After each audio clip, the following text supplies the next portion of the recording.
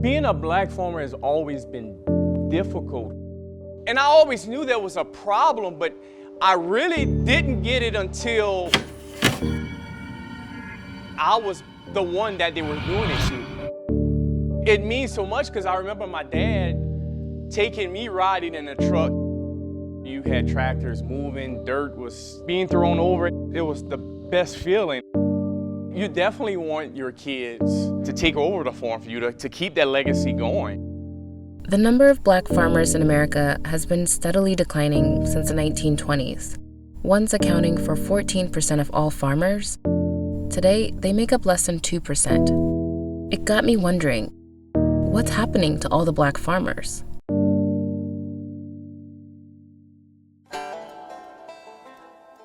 We are fourth-generation cane farmers. That's all we did. I mean, from my grandfather to my great-grandfather. I farmed with my two brothers and my dad. Unlike some struggling crop growers and dairy farmers, sugarcane farmers enjoy regulated prices, which have made sugarcane a wealth crop. June and Angie Provost are sugarcane farmers in Louisiana, and a line of black farmers before them. Probably 5, 6, I remember my dad just taking me ride in the field, looking at the tractors. I would just try to do everything my dad did. He would always put his arm out the window, so I did the same thing. I was lucky enough to have a business where we can go and enjoy doing what we love every day. It was never a job. I would get up 4:30, 5 o'clock every morning, and we all would go in the field. You had tractors moving, dirt was being thrown over. It was the best feeling. There's a smell when the air moves, get that breeze and you get that smell comes after you like it's undescribable. I mean, it's a beautiful thing. It was my safe place. It was where I felt most comfortable at. I'm gonna look for it because Bryson. We were a community of African-American farmers. I mean, you're talking about probably over 50 farmers, farm families. Now, you know, in Louisiana, there's 450,000 acres grown of sugarcane. There are only 4 African-American families left. There's a problem. All the black farms were, I mean, pretty much family farms. It wasn't just like one single. Yeah, it wasn't a single. It was a family. It was family. That's how they were doing it. Because I still got my boy BJ right now. Still, like, Daddy, why are you not farming no more, man? I wanted to do that. And how do you explain that? This is a 1994 High Yield Awards. My dad, I think, was 15th place in the top 20 in the state. My oldest brother, he was first place. And I was non-quota first place in the state. I had 8,588 pounds of sugar on 21 acres. And the state average was 5,460 pounds. So almost double the state average.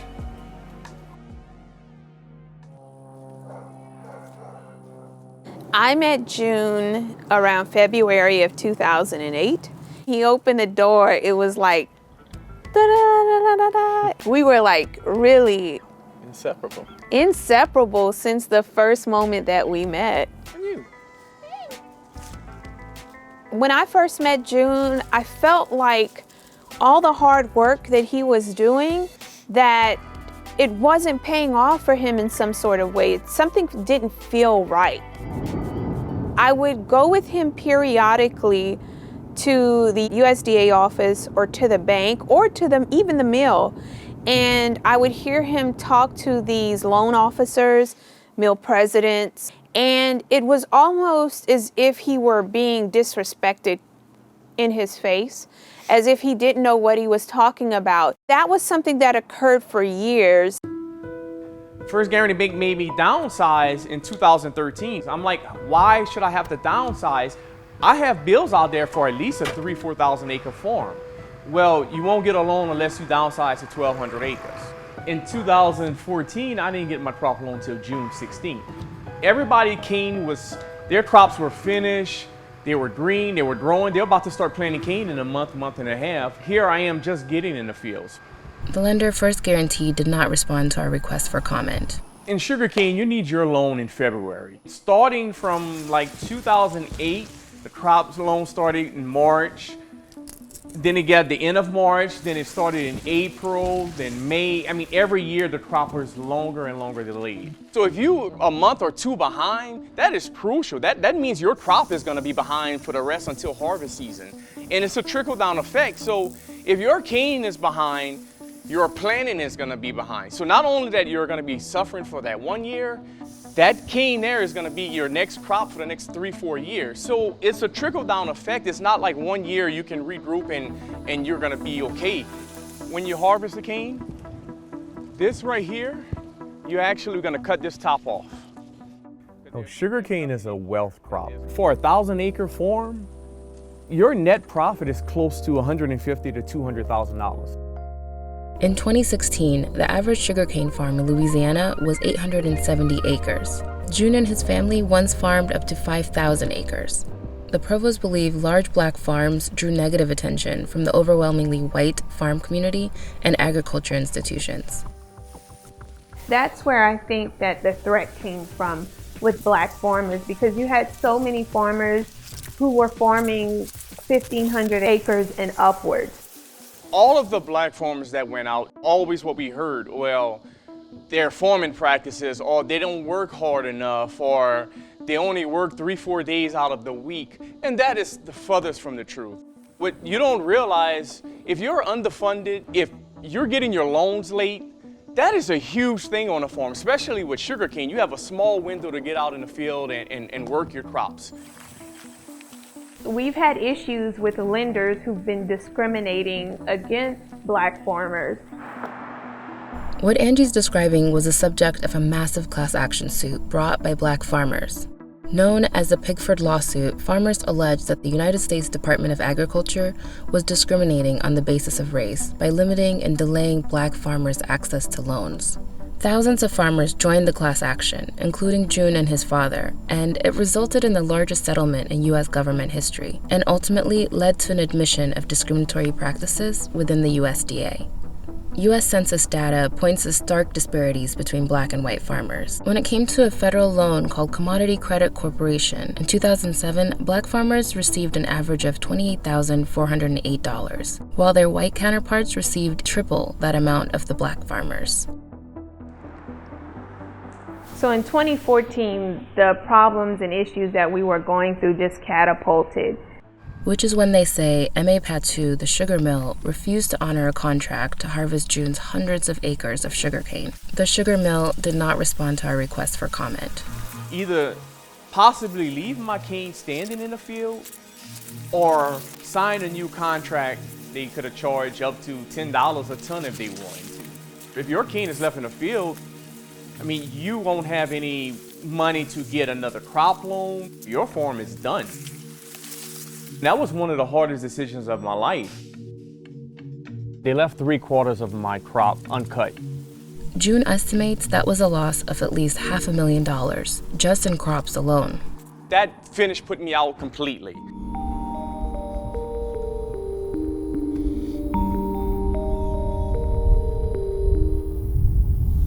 Protect us against all harm, all evil, and all wrongdoing. Forgive us of our trespasses as we forgive those who have trespassed against us. Amen. Forced to make an impossible decision, June stopped farming. The legacy he left is gone. It's not gone. You're here and you fight. You're here and you fight. Your dad is with you. Everybody told me the day of the funeral that he's where you want to be, looking at the cane and looking at the mill. But it's not like that no more. He's so proud of you. And I feel like I let my dad down by them taking away our legacy. We have a tractor and some sugar cane. That was a must. It makes me angry when I look at June and I look at his father's gravesite, and I think of all the other young men and women who have passed away at early ages because of hard labor. And I look at a sugar mill, a sugar plantation built by slaves. It makes me angry. There are not many African American farmers left. And the rate they're going right now, there won't be any more in 5 to 10 years. So I'm gonna fight until I can't fight anymore.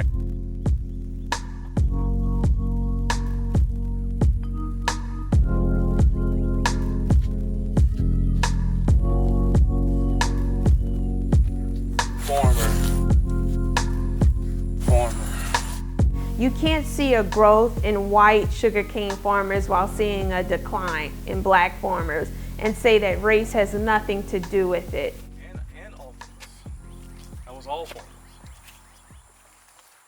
Now that we're in financial trouble, First Guarantee wants to foreclose on this home. I mean, the embarrassment, the knowing that you won't be able to get a crop loan again, knowing that your career is literally gone. I have nightmares. I see psychologists. I'm having the hardest time. In possibly a month, I can lose my house, property. It's hard to deal with this. I know a lot of farmers are going through this. June and Angie don't think their experience is unique. They see institutional discrimination across much of the industry as a big reason for the decline of black farmers. And I always knew there was a problem, but I really didn't get it until I was the one that they were doing it to. And it just opened my eyes up completely. And it's like, wow, you know, they did it to me. They did it to my family members. The whole community of black farmers, they did it to. The provosts have decided to file 2 lawsuits. One against the sugar mill, M.A. Patu, and another against First Guarantee Bank. A family of sons and a father who've maintained sugarcane operations for, in this case, at least 3 generations. You don't go out of business because of bad farming practices. There are some outside third-party influences that will cause the demise of an experienced sugarcane operation. It's just shocking to see that these practices continue in 2018. To have to leave your profession under a cloud of discriminatory practices is very disheartening. It causes depression. It causes a lot of hopelessness. While neither the sugar mill nor the bank have responded to our request for comment, in a previous statement to The Guardian, First Guarantee Bank denied any discriminatory practices.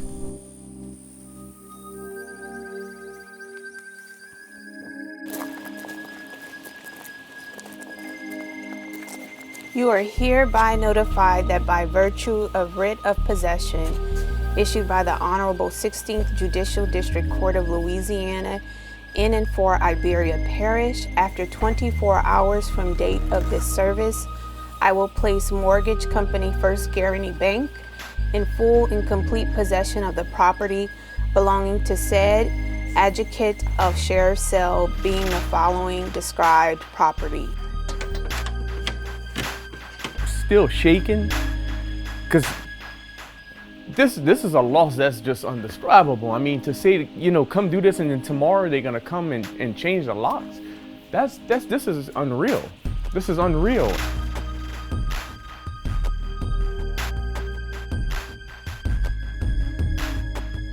We are challenging your crooked mindset, your backwards mindset, your Jim Crow mindset. We'll pass it on to our kids. We'll pass it on to our family members. Make sure that when we're gone, that they will continue to push back. Despite the loss of their home and the ongoing lawsuits, the provosts are determined to once again farm.